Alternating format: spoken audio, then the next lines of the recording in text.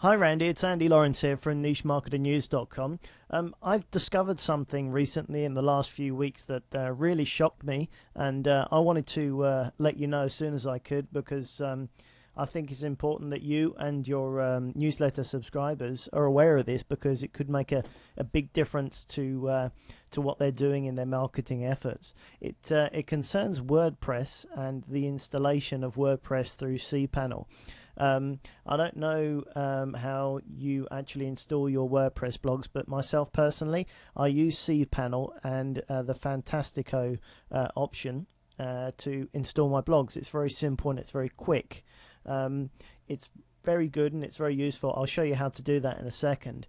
But and what I found out, the only issue is that recently I was just looking around one of my niche blogs that I've created a few months back, and I was adjusting a few settings and noticed under the privacy field that it was blocking search engines, and I couldn't believe it. I thought this is ridiculous. I've been building up this blog over the last 2 months, and it doesn't matter what I've been doing for SEO and link building and all the article writing and things like this. It's already set to block the search engines. So I'm really happy I actually discovered that, so I could just change it back to so I didn't do that. But I was a bit worried if it was set to that on default. Then how many of my other blogs were set like that? So I actually had to go through all my websites and check to see whether any other sites were affected, and luckily it seems to be just one or two WordPress updates it affected in the last few months. So really this video is just a quick heads up for you and your subscribers to let them know that if you use WordPress and you've built a blog in, say, the last, let's say, 5 or 6 months to be sure, I strongly suggest you go into the WordPress privacy settings and you just quickly check what your privacy settings are set to, because if it's blocking search engines, you could be putting in a lot of hard work and getting nothing out of it. So I just wanted to be sure that you knew this. So I'm just going to quickly show you what's involved in setting up a WordPress account through cPanel. If you've not done it before, it's a lot quicker and a lot easier than doing it manually. And I believe that WordPress have actually sorted out this issue in their latest update. So if you're doing this now, you're not going to have a problem. But it's just if you've done it in the last few months, it's worth having a check. But let's go over to cPanel quickly and have a look at what's involved. Okay, this is what you would see in the standard cPanel layout. You've got lots of different options to do with your mail. You can set up mail accounts here. You can manage your files and your logs. You can check your statistics of how many visitors you've got coming to your website here. And down the bottom, you've got Fantastico Deluxe, which is a really useful application on cPanel.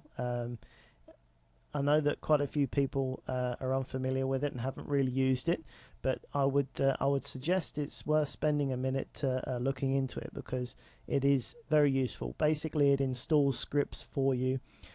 So it's just like a one-touch solution. As you can see down here on the left, it lists all the different scripts. You've got WordPress here, Joomla, some other content management systems here. Further down, you can install a forum as well, the PHPBB forum. Just one click as well. Really simple.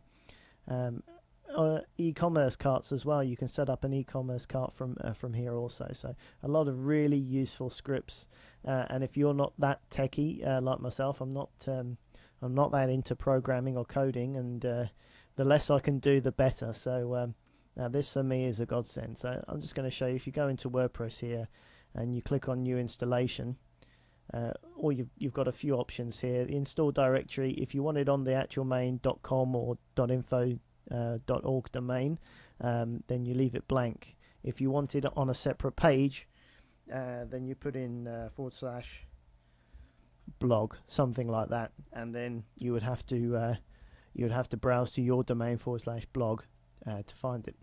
But otherwise, leave it blank, and you can have it on the root of the domain, the yourdomain.com or whatever. You put in an admin username and password quickly here. This is how you would access WordPress after you've got it set up.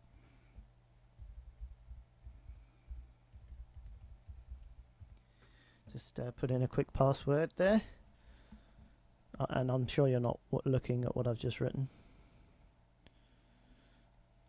Okay, I don't need to put a nickname in.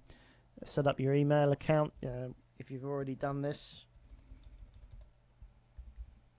You can just enter whatever your email address is for that site and whatever you want the site name to be.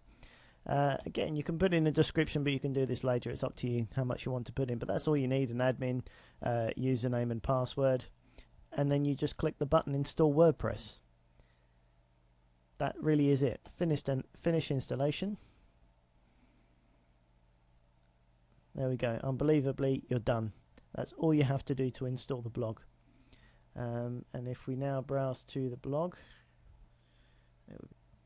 that's the default blog that's been uploaded, and then obviously you can upload your own theme and your own plugins however you wish. So that's it. It's really a couple of minutes to install WordPress, and that's how easy it is, and that's why I like doing it through cPanel, because it's so quick, it's so easy.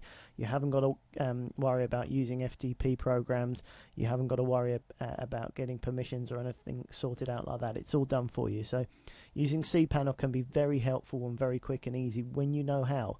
But you know, I know a lot of people aren't too up on things like that, but it's well worth taking time to have a look. Now let's just quickly log into the new WordPress account.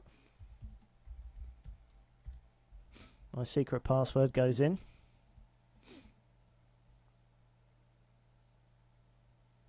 Okay, now this is what I want to draw your attention to. Down here under settings, you've got privacy, and this is where you need to check if you've installed a WordPress blog in the last 6 months. I strongly recommend, just for your peace of mind, come over and ensure it's ticked here. I would like my blog to be visible to everyone, including search engines, because this is what I found is mine was defaulted here. I would like to block search engines, and that's bad news, guys. So just take a minute, log into your WordPress account and check your privacy settings. It does only affect a small amount of people, like I said, that's created a blog in the last few months. But if you're like me and you're constantly creating websites, you could have created 5 or 6 websites in that space of time that could be affected. So go ahead and check that out. I think it's very important.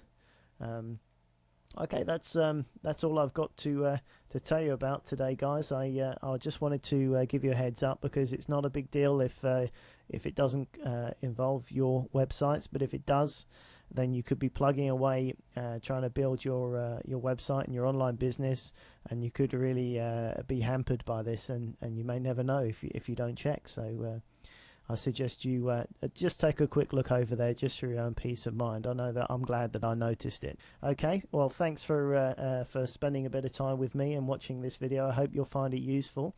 Don't forget to come and say hello to myself and Paul Kinder at nichemarketingnews.com. And thanks to Randy for passing this on to your subscribers. I look forward to seeing you in May at the LF Empire workshops. If you'd like to learn more about cPanel, take a look at the video series directly below this video. It's been done by Bob the Teacher, Bob Jenkins. He's a very good marketer and an excellent teacher. He's got a really good way of explaining things, so it's very simple to understand. It's a great video series. The first one's for free, so it's worth taking a look at just to pick that up. The first one's on setting up your email and email folders, so take a look at that if you want to brush up on your cPanel skills. I would thoroughly recommend it. Okay, thanks very much. My name's Andy Lawrence, and I'll speak to you again soon.